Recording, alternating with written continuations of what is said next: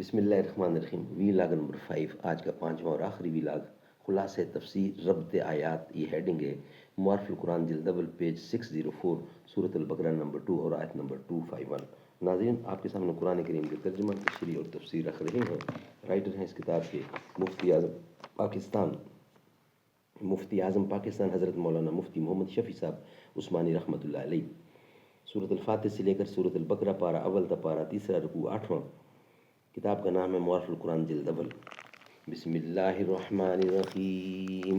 الحمد للہ وکفی وسلام علی عبادہ الذین اصطفی۔ قال النبی صلی اللہ علیہ وسلم خیرکم من تعلم القرآن وعلمہ۔ بہترین لوگ وہ ہیں جو خود بھی قرآن پڑھیں، دوسروں کو پڑھائیں، سکھائیں اور لکھائیں۔ ہے زیارت گاہ مسلم کو جہاں آباد بھی، اس کرامت کا مگر حقدار ہے بغداد بھی۔ یہ چمن وہ ہے کہ تھا جس کے لیے سامان ناز، لالا صحرا جسے کہتے ہیں تہذیب حجاز۔ تہذیب حجاز خاک اس بستی کی ہو کیونکہ نہ ہمدم ارم، جس نے دیکھے جانشین پیغمبر کے قدم۔ جس کے گنچے تھے چمن سامان وہ گلشن ہے یہی، کانپتا تھا جن سے روما ان کا مدفن ہے یہی۔ خلاصہ تفسیر ربط آیات، پیج 604، معارف القرآن جلد اول، سورۃ البقرہ نمبر 2، آیت نمبر 251۔ ربط آیات، مقصود اس مقام میں زیادہ تر ترغیب قتال کی ہے۔ اوپر کا قصہ اس کی تمہید ہے۔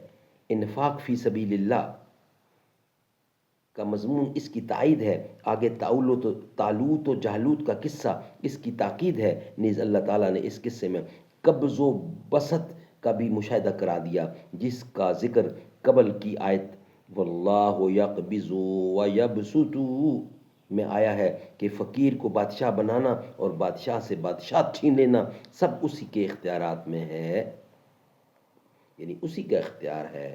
ناظرین، قرآن کریم کا ترجمہ اور تشریح آپ کے سامنے رکھی ہے، اور اس کا نیکسٹ جو ہمارا ہیڈنگ ہے وہ ہے طالوت اور جالوت کا قصہ۔ تھوڑا سا اس کا حصہ بتاتے ہیں، پھر اس کو انشاءاللہ نیکسٹ ویلاگ میں پورا آپ کے سامنے رکھیں گے۔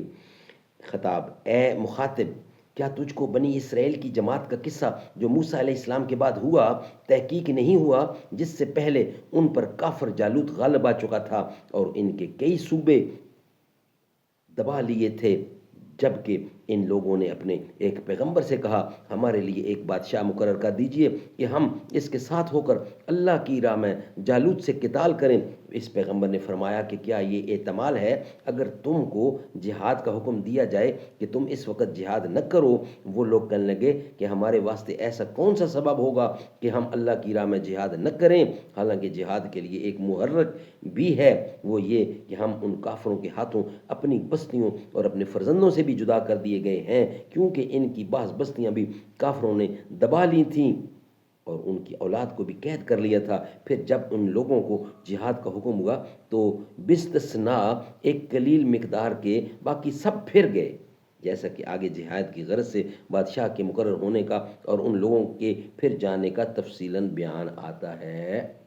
انشاءاللہ ہم آپ کے سامنے رکھیں گے، مگر کل ویلاگ نمبر 1 کے ساتھ بقیہ حصہ پورا آپ کے سامنے رکھیں گے۔ آج کا ویلاگ ہمارا یہاں ہی کمپلیٹ ہوتا ہے۔ نماز اقصیٰ میں جب پڑھائی تو انبیاء اور رسل یہ بولے، نماز ہو تو نماز ایسی، امام ہو تو امام ایسا۔ حسین قرآن کے ہیں وہ قاری جو نو کے نیزے پہ چڑھ کے بولے، سوا خدا کے نہ سر جھکانا دیا جہاں کو پیغام ایسا۔ کسی کے آگے نہ سر جھکانا دیا جہاں کو پیغام ایسا، کہ ہیں جتنے عقل و خرد کے دعوے، سب ان کی گرد سفر کو پہنچے۔ بھی اب تک سمجھ نہ پایا، ہے مصطفیٰ کا مقام کیسا، در نبی پہ یہ عمر بیتے ہو، مجھ پہ لطف دوام ایسا، مدینے والے کہیں مقامی ہو، ان کے در پہ قیام ایسا، بلال تجھ پر نثار جاں ہوں کہ خود نبی نے تجھے بلایا، نصیب ہو تو نصیب ایسا، غلام ہو تو غلام ایسا، غلام ہو تو بلال جیسا۔